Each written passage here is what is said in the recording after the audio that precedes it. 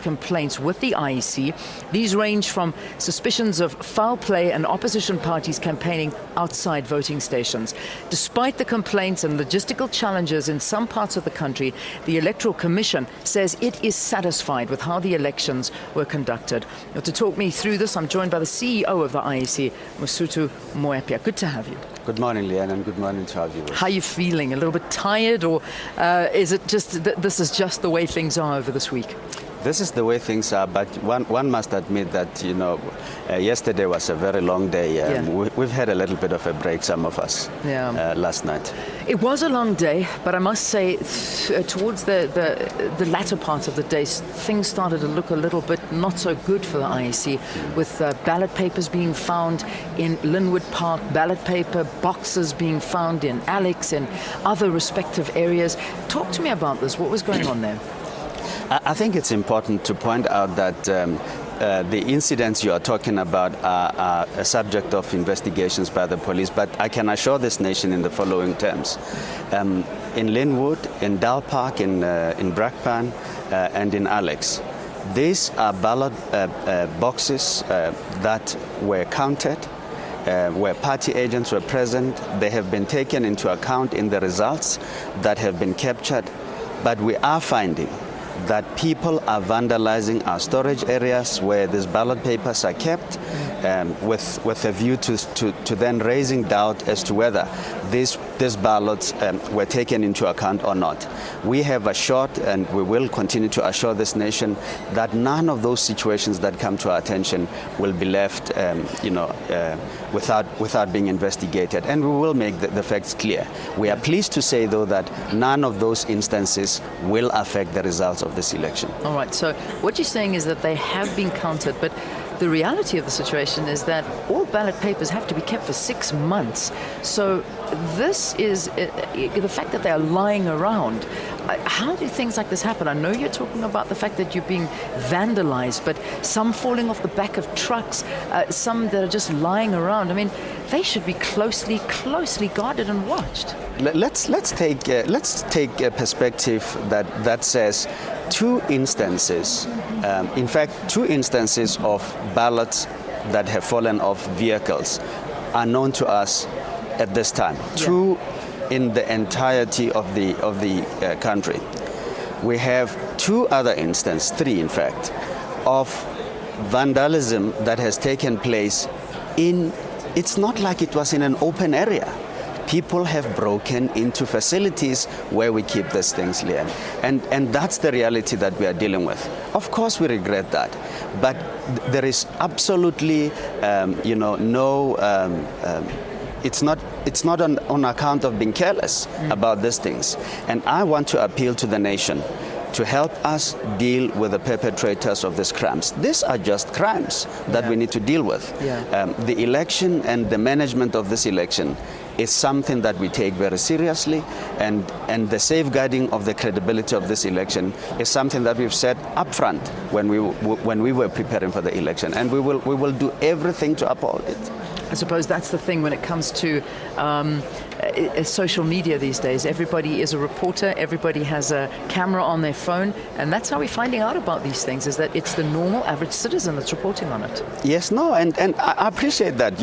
We were upfront when the first incident came up in Gugulethu in Springs. It came because of social media, and we were saying that, on the one hand, social media can help people commit crimes, but it has helped us to resolve some of these crimes in recent days. All right, let's move away from that issue. I think we've covered it quite precisely. But now I want to move on to the fact that it seems that the result counting has slowed down.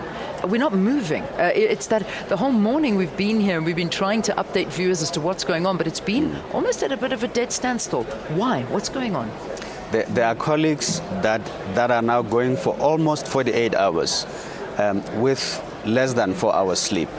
Last night we took the decision for many of those to say, go and have a rest, and let's rise up in the morning and catch up and complete the task at hand. Gauteng in the main, our metros are large. Some of them we indicated yesterday that the latest that completed counting was at 20 past 10. those colleagues would not have rested since the 6th. And so we have given them a break. They will come in this morning, and we will seek to finish this task. When will they come in? What time can we expect this to start They will again? begin to come in from 8 this morning, and we will be pushing this task. Is this normal? Does this happen? Because I was speaking to Helen Zille, and I actually saw her coming and speaking to you because she's very concerned, particularly about Gauteng and why it's taking so long for Gauteng. Let me, I spoke to her, and we even laughed. I said, there is no reason for anyone in this nation to panic. In this election, the results are so transparent. Anyone, anywhere in the world, not just in this country, who has access, to our apps or to the internet, can actually pull out the results slip, the physical results slip that was scanned in, signed by a party agent, and compare the same with the results slip that we captured. Yeah. There should never be a deviation. All of the results are audited independently by PricewaterhouseCoopers, and I was saying to her, there is no reason to panic. We are just at a point where the 5% of the results that are outstanding are the hardest that we need to capture, verify, and release. And we are putting all of our efforts into completing the task. All right. Some of her speculation suggesting that last night it came to a point where the ANC dipped below 50% in the province of Gauteng, and then suddenly we started seeing the counting coming to a dead standstill. I don't want to deal with speculation when we put it out in the public eye. It's on our results board, it's on SABC everywhere, it's in every media. There's nothing we hide away. Absolutely nothing. Okay, nothing to look at. I know we got to wrap, but there's just one party I need to talk about before we go, and I think we'll go into an ad break. It's a party called the AIC. Yes. And the AIC at this point in time are sitting on 89,556 votes. I put this tweet out. Nobody has even heard of the AIC. They just happen to be above the ANC. And some people are speculating, perhaps they thought they were voting for the ANC, but it went up to the AIC. Please tell me a little bit about the AIC. They're a party. They're registered I know they're like a party. Look how well they're doing. They've got nearly 2 seats in Parliament. They're a party registered like any other party, and I guess they've been out there campaigning, and people are supporting them. Yeah. It cannot be the result that has not been captured properly, because party agents would have signed those result slips. I'm sure we would have received objections by the backheads. So there haven't been any objections? Not Nothing that I'm yet. aware. I was reading all over Twitter yesterday and reports saying that perhaps the ANC, the AIC, the ANC, so no complaints yet. No. They're no just complaint. a party that are doing well. There you go. The AIC, everybody, watch out for them. They're coming up. They're just above the ANC, not in the tally, but on the scoreboard, on the actual ballot paper. Yeah. Mosotho, thanks for talking to us. It's been a pleasure. Thank you very, very much. All right, so there you go. A little bit of explanations as to why the results are so slow this morning. Apparently, people have gone home to rest. They were coming back at 8 o'clock, and the counting will resume, and perhaps we can get those results in a little bit faster than we are this morning, because not much is happening in terms of the counting.